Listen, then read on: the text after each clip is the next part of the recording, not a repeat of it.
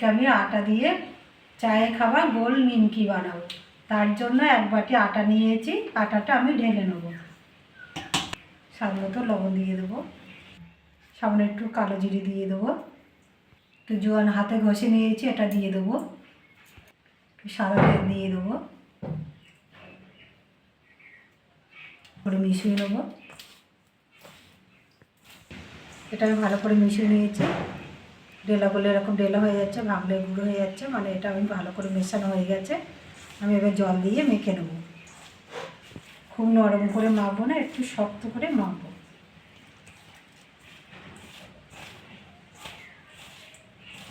আমি এটা ভালো করে মেখে নিয়েছি, আমি এটা শক্ত করেই মেখেছি। আমি এটা ঢেকে রেখে দেবো, ঢেকে রেখে দেবো। আমার হয়ে গেছে, এর থেকে একটু নরম হয়ে গেছে, আর একটু মেখে নেব। একটু মেখে নিয়েছি, আমি এবার লেচি কেটে নেব।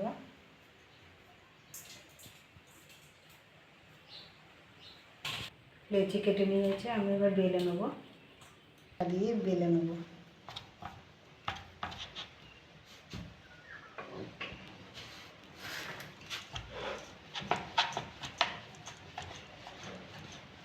এটা বড় করে বেলে নিয়েছি রুটির মতো। একটু সাদা তেল দিয়ে দেবো, সাদা দিকে মাখিয়ে নেব। এটা সাদা তেল মাখিয়ে নিয়েছি, মশলা দিয়ে দেবো এর উপর দিয়ে। চাট মশলাটা দিয়ে দিয়েছি, আর একটু লঙ্কার গুঁড়ো দিয়ে দেবো। লঙ্কার গুঁড়ো দিয়ে দিয়েছি, আমি একটু আটা ছড়িয়ে দেবো।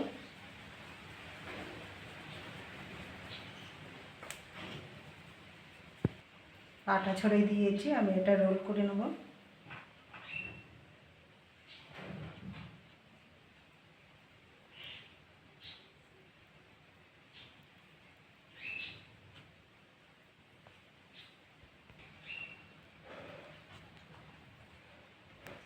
এরকম করে নিয়েছি, আমি এবার এটা কেটে নেব।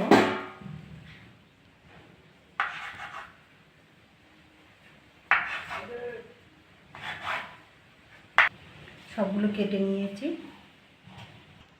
এগুলো এরকম করে নেব। সব লেচিগুলো বেলে আমি এরকম করে ছোট ছোট করে নেব। হয়ে গেছে, আমি এবার বেলে নেব।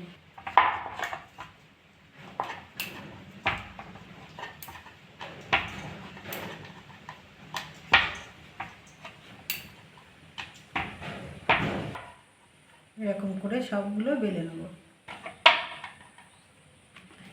এইগুলো বেলে নিয়েছি, আমি এবার ভেজে নেব। গ্যাস জ্বালাই কড়া বসিয়ে দিয়েছি, আর কড়াতে আমি সাদা তেল দিয়ে দিয়েছি। তেলটা গরম হয়ে গেছে, আমি এবার ভেজে নেব নিমকি।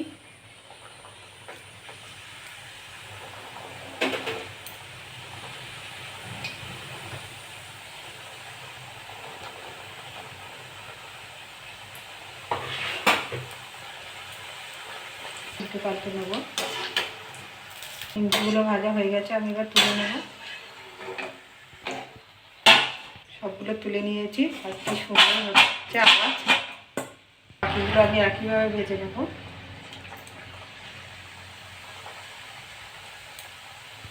সব নিমকিগুলো আমার হয়ে গেছে, আমি এবার তুলে নেব।